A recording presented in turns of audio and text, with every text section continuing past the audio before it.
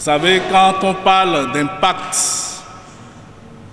des impôts et taxes, l'on a tendance à faire recours à la loi des finances de cette année, mais en réalité, il y a un bon moment que des taxes et impôts contribuent à éroder le pouvoir d'achat des travailleurs. Je vais pêle-mêle citer quelques décisions qui contribuent à cela.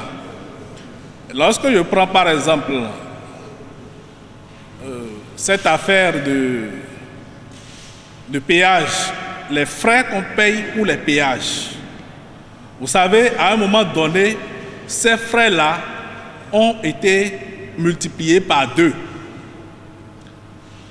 Et vous savez que les travailleurs, s'ils n'ont pas de véhicule pour payer directement, c'est qu'ils prennent quand même des taxis et autres qui ont vu à un moment donné leur coût augmenter.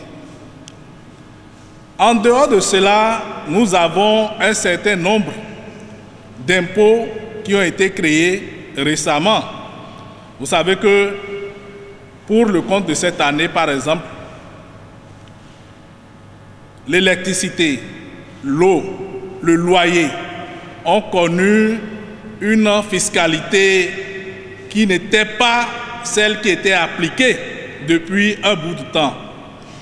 Vous savez également que lorsque nous prenons la télécommunication, par exemple aujourd'hui, vous achetez les unités, ça là, tout le monde le ressent, très rapidement ça finit. À un moment donné, il y avait une communication autour de la taxation de la communication et nous avions réagi en son temps. Mais aujourd'hui, c'est passé en douce.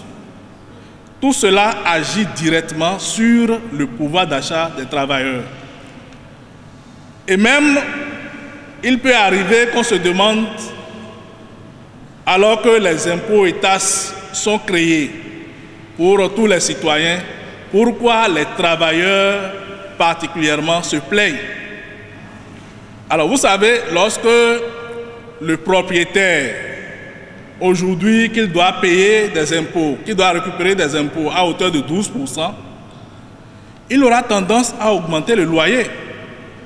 De même, l'opérateur économique, qui doit supporter plus d'impôts pour ses affaires, aura tendance à augmenter le coût de ses prestations ou le coût de ses produits. Et ça, même si ce n'est pas le travailleur qui est directement taxé, c'est que d'une manière ou d'une autre, il supporte ces taxes-là. Et le mécanisme est tel que lorsque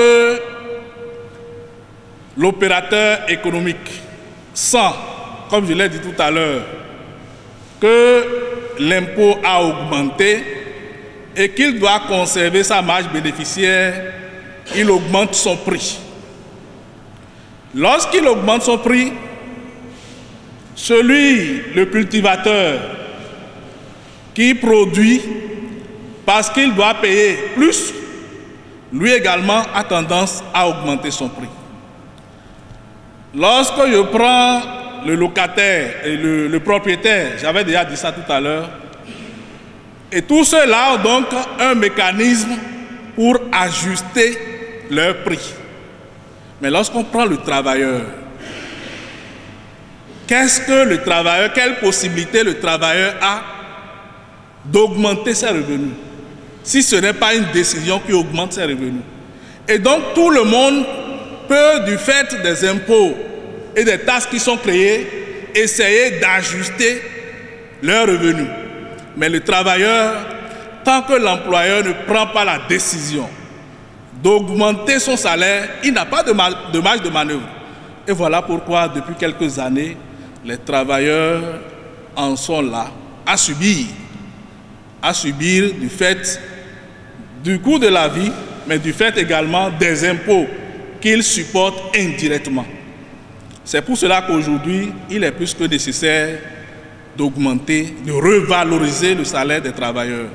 Parce que tant qu'on ne va pas revaloriser ce salaire-là, le salaire que perçoit le travailleur qui ne vaut plus rien en réalité parce que les charges sont devenues très nombreuses, il sera obligé de traîner ce salaire et cela lui crée d'autres soucis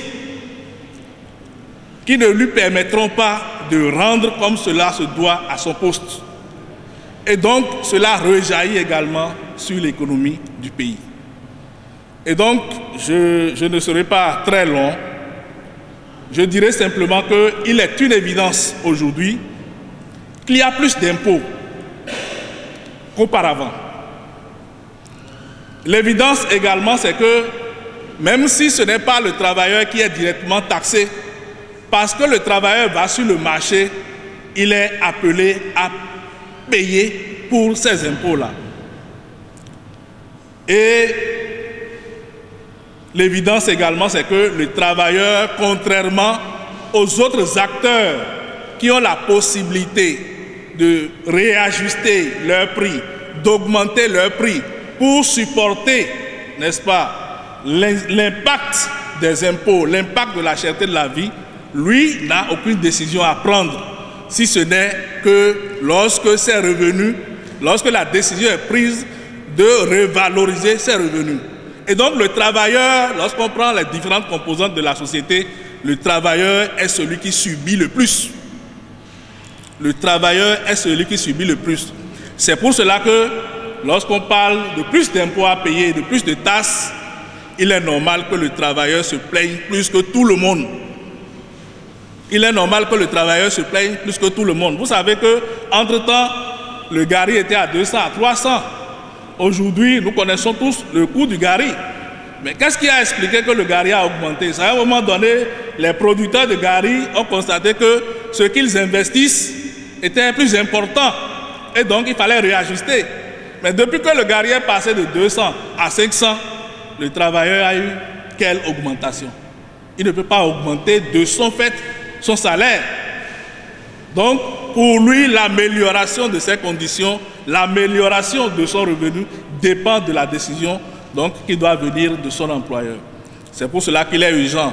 Il est urgent également parce que, vous savez, nous avons commencé par supporter déjà depuis janvier les effets de la nouvelle loi des finances qui a créé plus d'impôts, qui a également augmenté certains impôts. Et donc aujourd'hui, plus qu'hier, plus qu'en décembre, si le travailleur doit acheter une tonne de ciment aujourd'hui, il y a au moins une augmentation de 5 000 francs sur la tonne. Et donc tout cela fait que la promesse faite par le gouvernement de revaloriser le traitement, le salaire des travailleurs, cette promesse-là doit être très rapidement mise en œuvre. Sinon, les conditions des travailleurs iront de mal en pire parce que, et déjà on le sent, dès l'annonce de l'augmentation et dès le début de l'application de la loi des finances de cette année, vous avez constaté que les prix ont augmenté sur le marché. Et le travailleur est encore là à subir parce que son sort dépend de la décision qui sera prise par son employeur.